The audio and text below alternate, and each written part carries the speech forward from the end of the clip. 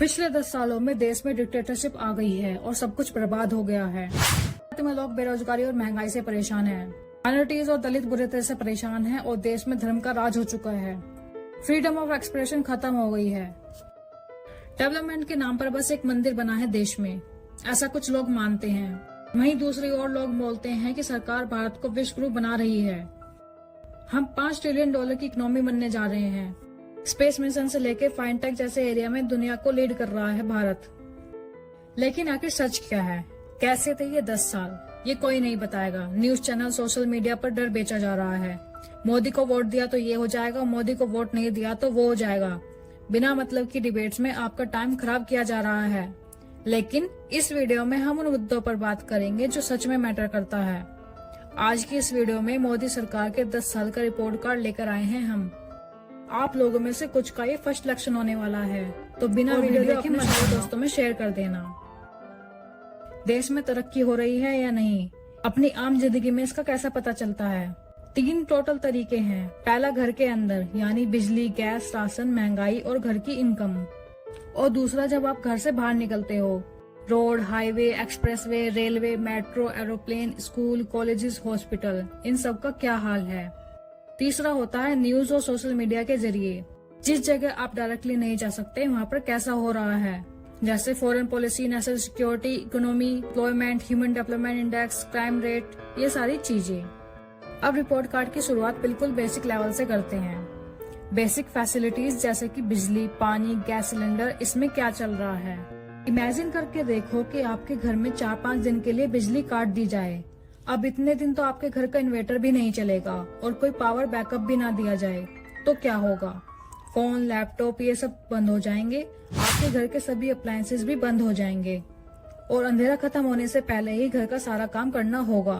2014 तक देश के 18,500 विलेजेस में यही हो रहा था, क्योंकि बिजली का कनेक्शन यहाँ तक पहुँच ही नहीं पा रहा था। जिन गाँव में बिजली थी वहाँ पर भी स्कैम चल रहा था, क्योंकि 2014 से पहले किसी भी गाँव के 10% घरों में बिजली पहुँच जाती थी तो सरकार उसे फुली इलेक्ट्रिफाइड डिक्लेयर कर देती थी। 2014 के बाद से ये क्राइटेरिया चेंज हुआ और जिन गाँव में अंधेरा था उनमें पहली बार बिजली पहुँची। और वर्ल्ड बैंक के डाटा के हिसाब से आज ऑलमोस्ट 100% घरों में बिजली पहुँच चुकी है। अब बिजली भले ही पहुंच गई हो, मगर 24 घंटे सप्लाई बड़े शहरों तक ही लिमिट है। बाकी सिटीज में आज भी पावर कट बहुत ज्यादा होता है, इसलिए मेरे हिसाब से सरकार को इसके लिए 5 में से 4 स्टार ही मिलने चाहिए। अब हमारा दूसरा पॉइंट है वाटर। बिजली की तरह पानी भी एक बेसिक फैसिलिटी है और 2014 तक टैप वाटर भारत के सिर्फ 13% घरों तक ही पहुँचा था। शुरू के 1 साल में तो नए 17 लाख नए कनेक्शन लगे थे, मगर बाद में जो एक फेज था वो स्लो पड़ गया था। 2019 की कैग रिपोर्ट में बताया गया कि गांव के सिर्फ 18% घरों तक टैप वाटर पहुंच पाया है और बंगाल में तो यह बस 1% था और बिहार में 2%। लेकिन मोदी गवर्नमेंट के सेकंड टर्म में शुरू हुआ जल जीवन मिशन और इसका टारगेट रखा गया 2024 में हर घर जल पहुँचाना। सेंट्रल गवर्नमेंट ने अलग अलग स्टेट गवर्नमेंट के साथ कोऑर्डिनेट करके ये मिशन चलाया और करंटली ये चेंजेस आए हैं।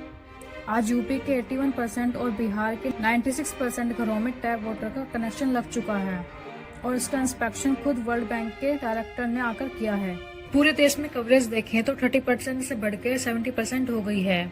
ये एक मैसिव अचीवमेंट है, इसलिए मेरे हिसाब से सरकार को इसमें 5 में से 3 स्टार मिलने चाहिए। बिजली और पानी के बाद बेसिक नेसेसिटी है LPG गैस। 2014 में भारत में सिर्फ 55% परिवारों के पास LPG कनेक्शन था। गाँव में ये सिचुएशन और ज्यादा खराब थी, लोग चूल्हे पर ही खाना बना रहे थे। इसे बदलने के लिए 2016 में लॉन्च हुआ उज्ज्वला गैस योजना। इसके अंडर में 2019 तक 5 करोड़ BPL परिवारों को LPG सिलेंडर देने का टारगेट रखा गया। इस योजना की 2 साइड थी।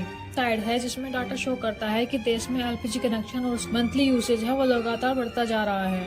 इसका मतलब है कि स्कीम काम कर रही है। लेकिन इसका दूसरा और नेगेटिव साइड भी है। LPG की पेनिट्रेशन तो 100% हो गई है, लेकिन वो सारे लोग LPG यूज नहीं कर पा रहे हैं। खुद NSO का डाटा बताता है कि 61% फैमिलीज आज भी LPG को लगातार यूज नहीं कर रही। इसका सीधा सा कारण यही है कि LPG सिलेंडर का जो प्राइस है वो लगातार बढ़ता जा रहा है। सब्सिडी के बाद जो रेट आता है वो भी काफी सारे लोग आज भी अफोर्ड नहीं कर पा रहे हैं। ऊपर से गांव में आज भी एक माइंडसेट है कि जब लकड़ी, भूसा और गोबर सब फ्री में मिल रहा है तो गैस के पैसे क्यों देने। एलपीजी गैस के लिए भी आप सरकार को 5 में से 3 स्टार दे सकते हो। गैस सिलेंडर की बात चली है तो आप महंगाई को कैसे भूल सकते हैं। अपोजिशन ने महंगाई के मुद्दे पर सरकार को खूब घेरा पिछले 5 सालों में, फिर चाहे वो गैस सिलेंडर की बात हो या पेट्रोल डीजल की। पेट्रोल डीजल के रेट बढ़ने से ट्रांसपोर्ट का खर्चा बढ़ता है, जिससे सारी चीजों के दाम बढ़ जाते हैं। ये सरकार नहीं कह रही, ये IMF का डाटा बता रहा है। कोविड पैंडेमिक और यूक्रेन वॉर देखें तो करंट सरकार की परफॉर्मेंस काफी अच्छी रही है, इसलिए इन्फॉर्मेशन वाले पॉइंट पर हम सरकार 5 में से 4 स्टार दे सकते हैं। अपोजिशन ये भी कहती है कि एक तरफ इन्फ्लेशन की मार पड़ रही है, दूसरी तरफ अनएम्प्लॉयमेंट हो रहा है। पिछले 10 सालों में अनएम्प्लॉयमेंट रेट काफी हाई हो गया है।